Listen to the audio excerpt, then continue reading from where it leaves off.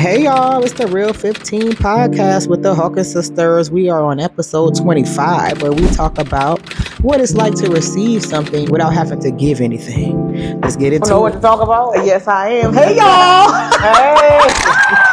Listen, y'all, my sister. Oh, wait a minute, y'all know what it is. Real15. And she done just slapped it on and ain't even going, well, I don't even know we finna go. I don't even know what we're talking about, so we're going to find out together. So I want to talk about what it's like to receive something and not have to give nothing. Okay. Let's talk about it. Listen. So I was just pouring my heart out to my sister before we got on here. And some things I wanted to keep, private because y'all know in that last video I talked about being overly transparent and sharing too much. So though I feel like my life is very much an open book, there's just some lessons that are for you. So make sure you keep that under your belt too. So there's some things that's just for you. And I'm telling y'all that I've learned that very thoroughly to the point where I've had people speak and say that, Jamila, no, stop giving to this. Stop. This is for you. I have said this to other people, but I have not lived it. And this time I had the opportunity to live that I didn't have to give nothing.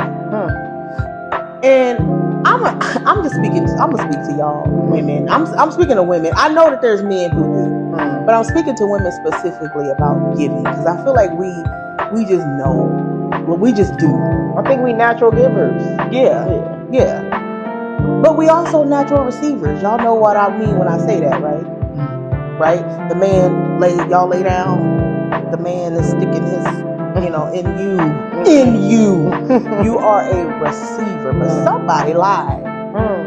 Somebody lied to us. Yeah, they did.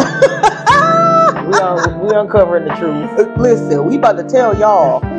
So I'm just say I have a friendship, and the friendship, very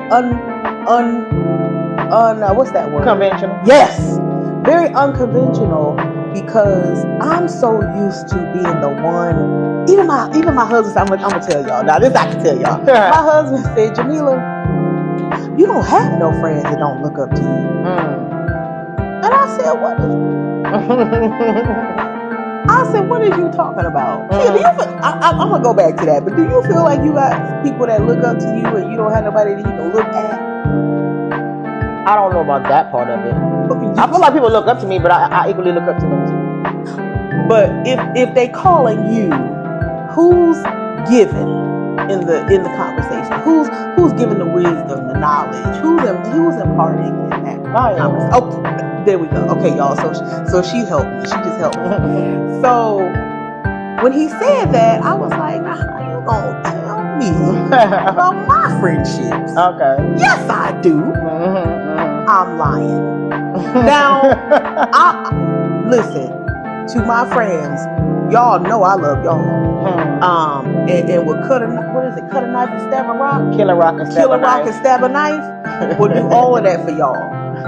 But I always felt like, and now this is not to say anything about them. This is to say about me and my journey. So this is my journey. Always feel like I gotta give.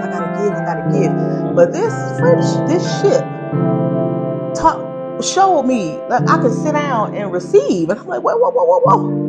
I'm not used to that. That's an uncomfortable position to be in. Imagine how much cognitive dissonance I experience. Okay? Because I'm supposed to be the one giving because I'm so used to giving. I feel like I'm just running my mouth because you go ahead. Listen, I could go on all day about this, but again, like I said, I can't. I could, and you know what? It could be a perception. It doesn't have to be that that's the truth. It could just be that that's how I'm seeing it and experiencing it. That I'm giving, right? And I'm not saying that these people weren't giving me anything. What I'm saying is that I was not. It was very unfamiliar and uncomfortable to be in a position where I was receiving, and in a way where I didn't feel like I had to give anything back. That this person was going to take care of me in a way that I've never been thought that I could be taken care of, to the place where I considered there was a consideration, meaning that there was some kind of an awareness that came to me that I could look at this and say, that's for me. I can have that. You know, very difficult, y'all. So I want to know what your struggles, real quick, as a side note, what your issues or what your experience has been with receiving from others. Have you been on the receiving end, or are you the giver? I think it's because if you've had things happen to you, you be thinking that people are coming to incur a debt with you in their giving. So you're thinking like, well, what's this about? What they giving this to me for? You know, so your mind is always going to go to a negative place first. It's not going to be like, oh, they're giving from the kindness of their heart, because it's so foreign to you. Yeah. And it comes with question marks like, what's this? What's this? That's you know, so you are always just like cautious when it comes to that. So I would tell you, even when I first started my job, and this was men making these offers, so I really was being cautious in this way. But I remember the men would be like, oh, you want something to eat? And we're trying to, buy you some food. And I was like, these mugs just trying to encourage that. They're not doing nothing out the kindness of their heart. This is not that. However, one of the older guys, he's a pastor, he had offered me some ice cream, but to me he was safe. So I did accept the ice cream from him because I felt like that was safe to do, and he didn't come from the gym. So that's one experience that I did have, that I felt like I could accept something and didn't come with nothing. You know what, y'all? Let me say this, and this is kind of piggybacking off of what you said. I think it was definitely unfamiliar. It was definitely some discomfort with that, but what came along with it was feeling loved. Okay. Like, I felt loved. Okay. Like, I felt like. So this came from so you felt the place it came from. Yeah. Right. Okay. I did, and so I felt like at that point it was okay. And at some point, I have to acknowledge that I actually was learning what it feels like to be loved.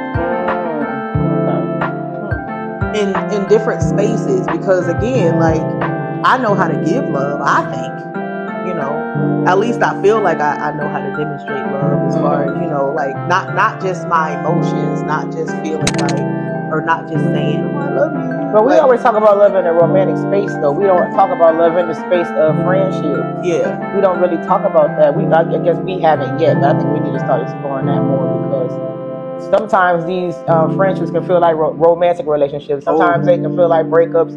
I've experienced all of that. Me too. And we can get off into that too. So we need to talk about that. Yeah. Explore that a little bit more.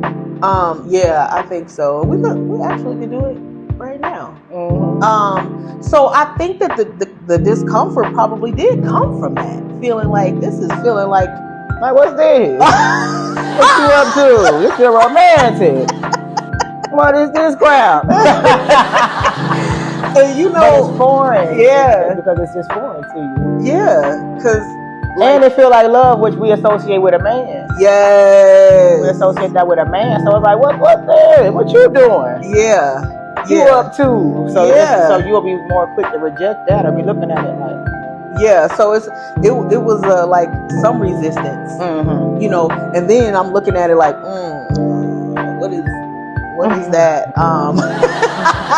I don't know. I'm put a little bit of space between us, to make sure make sure we hit like this is clear boundaries. Right. Here. We just talk about boundaries and make sure that this is not out of balance. This ain't this is balance. Yeah. Because sometimes things can go out of balance. Yeah. So what my sister was saying, I absolutely 110% agree with that. And so from my experience, I kept trying to find the negative, and of course there was, because we're human. So there was things. I think that I was honestly looking for a reason to not. I was looking for a reason to just run away from that, because I'm like, don't nobody do that. And what is that, ma'am? Don't nobody be loving nobody like that, and they want to give and give and give, and don't. Or later on, am I gonna owe your ass? That's the thing. Or am I cool right now, but you calculating it up for later? This, and this. She's sending me the big slip. The bill after you'd have been in the hotel room. I mean, but we always go. Our mindset is always gonna go to that until we see different. Our mindset is always gonna go to what's coming with this. Yeah, the what is it called? The tab.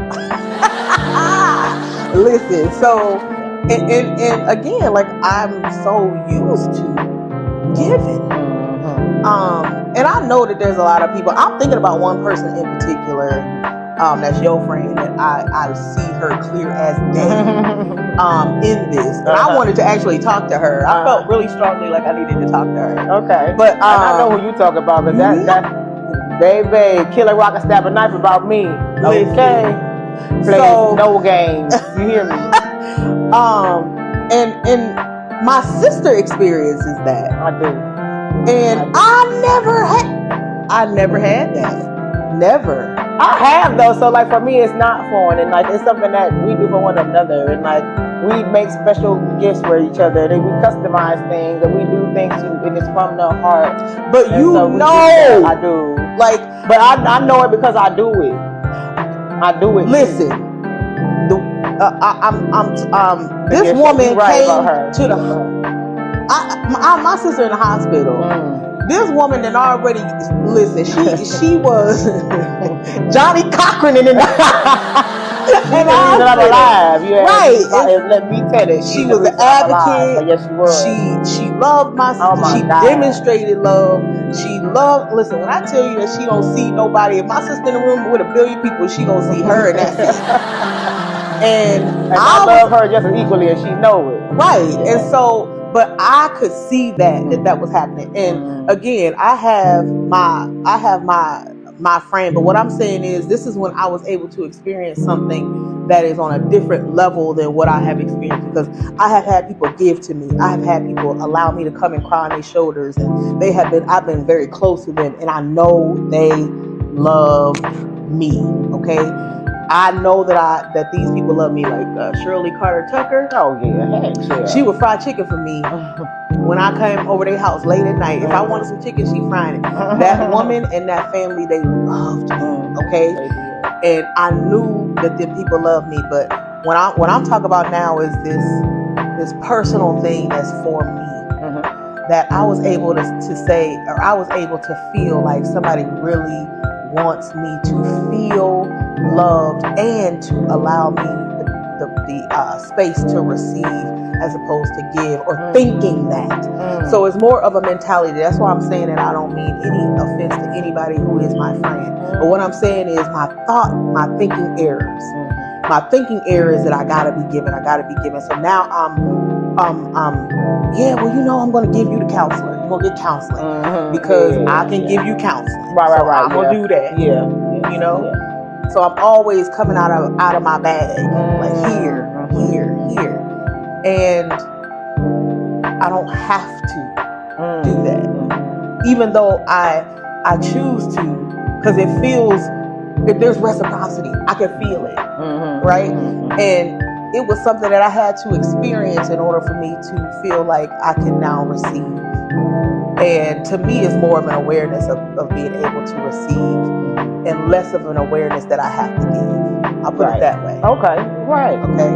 I'll put it all that, y'all, to say in 13 minutes and 38 seconds that I have an awareness now that I can receive. I have permission now to receive. So we talked about permission before. And I gave myself permission to receive, not just gifts, not just kind words of validation, but love in a way that is tangible, right? Because I get gifts on top of, the accolades and all that other stuff, but more so the awareness that I have now that I can receive. I don't have to just give. And now I won't deplete myself. And I think it's definitely nothing against our friends and who we've been friends with, because as you grow, you're going to have different people come into your life and do different things, and they're going to be different type of friends than what you have. And that does not make one grander than the other. It's just they're different. Yeah. And they bring different things to your life. That's why they're there. Yeah. That's all. Mine, I love all of them. Yeah, and that's a good point too, because I love. Love is the same. It's just they bring different things. You bring different lessons. You bring different. Yeah, because for me it was more so like my thought. Mm-hmm. Like I didn't even think about it. I didn't think about it. I didn't think about being love and what it feels like. Yeah. And I feel like it was just my time for that. Mm-hmm. That's it. Now this person showed you. Now that was the intention. That was what they in your life to show you. Yeah. So that's gonna wrap that up. And we love y'all. Until the next time. Okay, I'm ready. This is gonna be the best one. Just for us, honey. This is gonna be the best one. Thanks for watching another episode of the Real15 podcast, Insight with Sisters. And while you're over here, make sure you subscribe to our YouTube channel and follow us on Facebook at the Real15 podcast, Insight with Sisters. And join our Facebook group, our engagement group, the Real15 Engagement Group. Come check us out.